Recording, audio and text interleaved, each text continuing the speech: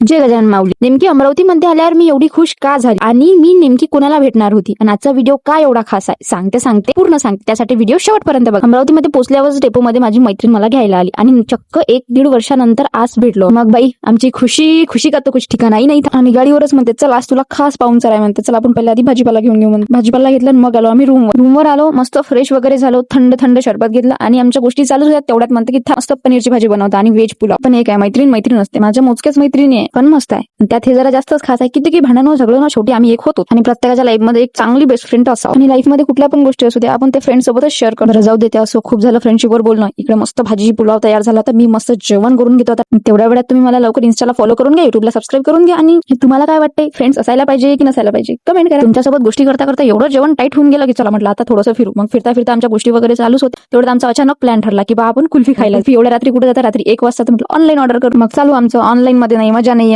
तिथे जाऊन खाण्यात मजा येते.